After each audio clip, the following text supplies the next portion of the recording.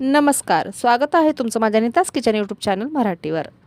रोजच्या नाश्त्याला पोहे, उपमा किंवा शिरा खाऊन कंटाळा आला असेल तर आजची ही रेसिपी तुमच्यासाठी अगदी परफेक्ट आहे। आज आपण बनवणार आहोत ज्वारीच्या पिठाचे खमंग, पौष्टिक आणि झटपट तयार होणारे धिरडे। ही रेसिपी बनवायला खूप सोपी आहे, कमी साहित्यामध्ये तयार होते आणि लहानांपासून मोठ्यापर्यंत सगळ्यांनाच आवडते।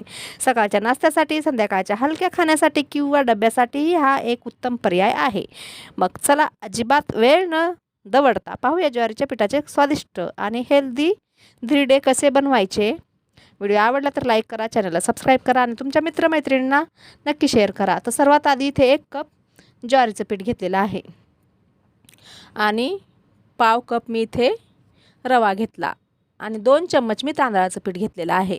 आता तुम्हाला तांदळाचं पीठ नसेल टाकायचं तर नका टाकू, पण रवा मात्र नक्की टाका, कारण रव्याने याला एक वेगळा टेक्स्चर येतो आणि हे धिरडे खुसखुशीत होतात। तर इथे 1 कप ज्वारीचं पीठ, अर्धा कप रवा, पाऊण कप रवा आणि 2 चम्मच मी तांदळाचं पीठ टाकून घेतलेलं आहे। तर इथे तांदळाच्या पिठाऐवजी तुम्ही गव्हाचं पीठसुद्धा घेऊ शकता। तर हे सर्व आपल्याला पहिले पाणी टाकून छान मिक्स करून घ्यायचं। तर बघू शकता मी पहिले इथे ना 1 कप भरून पाणी टाकून घेतलेलं आहे। आपल्याला इथे पाण्याचं प्रमाण ना थोडं थोडं करूनच टाकायचं आहे, कारण इथं पाणी भरपूर सारं लागणार आहे, कारण ज्वारीचं पीठ पाणी आटून घेतं। तर त्यामुळे इथं आपल्याला पाणी थोडं थोडं टाकून याला मिक्स करत राहायचं। तर अशा प्रकारे चम्मचने याला मिक्स करायचं, गाठी न होता मिक्स करून घ्यायचं। बघू शकता मी थोडं थोडं पाणी टाकून घेते। आता याला आपल्याला फेटून घ्यायचं आहे, म्हणजे स्मूथ याचं मिश्रण करून घ्यायचं। तर खूप छान धिरडे होतात, नक्की करून बघा। आणि वेगळं काहीतरी खायचं असेल तर तुम्ही ज्वारीच्या पिठाचे धिरडे करून खाऊ शकता, पौष्टिक तर आहेच आहे। आणि रोज एकच खाऊन खाऊन कंटाळा आला असेल पोहे किंवा उपमा, तर तुम्ही अशा प्रकारे ज्वारीच्या पिठाचे धिरडे नक्की करून बघा आणि खा। तर इथे मी याला मिक्स करून घेतलेलं आहे। तर आता मी परत थोडंसं पाणी टाकलं।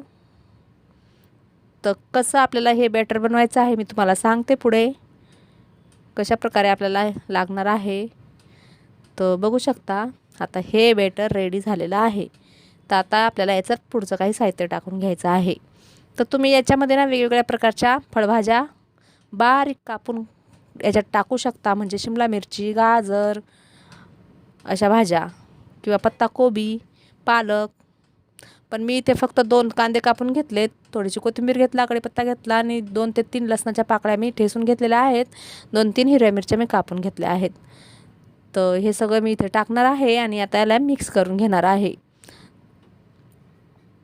याच्यात वेगवेगळ्या प्रकारच्या भाज्या टाकल्या ना तर खूप टेस्टी होतं हे धिरडं। तर याच्यात मी चिमूटभर हळद टाकली, चिमूटभर हिंग टाकला आणि धने पावडर टाकलेला आहे चिमूटभर। आणि इथे चवीनुसार मीठ टाकायचं आणि थोडेसे तीळ टाकून घ्यायचे, थोडे म्हणजे अर्धा चम्मच इतके मी तीळ टाकून घेतलेले आहेत। आणि मी थोडंसं चिली फ्लेक्स टाकलेलं आहे। तर तुम्हाला किती तिखट पाहिजे त्यानुसार तुम्ही याच्यात मिरची टाकू शकता, किंवा मग याला चटणीसोबतसुद्धा खाऊ शकता किंवा असंसुद्धा खाऊ शकता। तर इथे आता मिक्स करून घेते मी याला आणि दाखवते तुम्हाला कशा प्रकारचं आपल्याला हे मिश्रण पाहिजे। तर अशा प्रकारचं मिश्रण आपल्याला पाहिजे। मला थोडंसं घट्ट वाटत आहे म्हणून मी अजून थोडंसं इथे पाणी टाकलेलं आहे।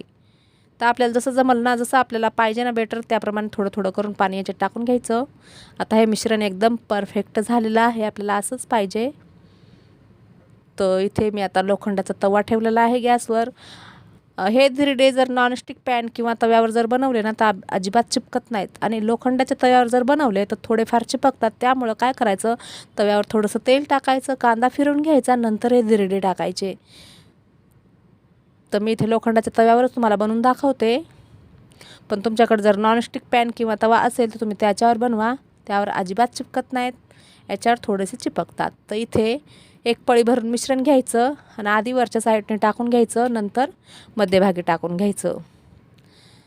आता साईडला थोडं तेल सोडायचं, तेल किती टाकायचं तुमच्या आवडीनुसार, कमी जास्त तुम्ही टाकू शकता। साईडला थोडंसं तेल सोडायचं आणि याच्यावर 1 मिनिट झाकून ठेवायचं। तर बघू शकता छान हे धिरडे फुगलेले आहेत। आता याने कडा सोडल्या ना लगेच याला पलटी करायचं। बघू शकता कडा सोडलेल्या आहेत, तर मी याला पलटी करून घेते। तर पलटी केलेला आहे।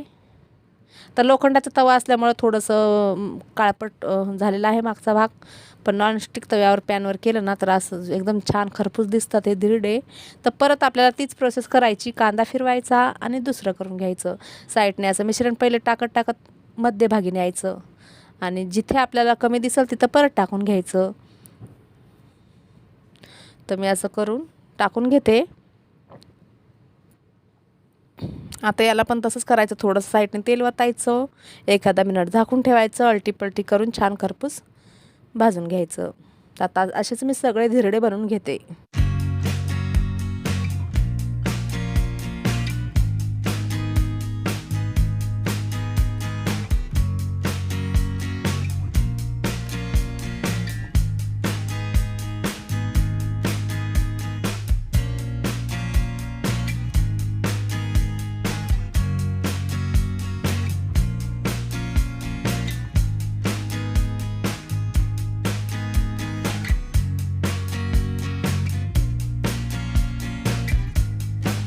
आता मी सगळे धिरडे करून घेतले आणि इथे दह्यासोबत ताटात घेतलेले आहेत. तुम्ही याला चटणीसोबत खाऊ शकता, दहीसोबत खाऊ शकता किंवा मग असे नुसते सुद्धा खाऊ शकता. बघू शकता किती छान ज्वारीच्या पिठाचे धिरडे झालेले आहेत. तर ज्वारीच्या पिठाच्या आता नुसत्या भाकरीच कशाला, तर तुम्ही अशा प्रकारे धिरडेसुद्धा करू शकता आणि खाऊ शकता. तर ही रेसिपी जर तुम्हाला आवडली असेल तर व्हिडिओला लाईक, शेअर, कमेंट जरूर करा. चॅनलला एक सबस्क्राईब नक्कीच करा. चला तर व्हिडिओ परत एका नवीन व्हिडिओमध्ये नवीन रेसिपी घेऊन बाय. जय महाराष्ट्र.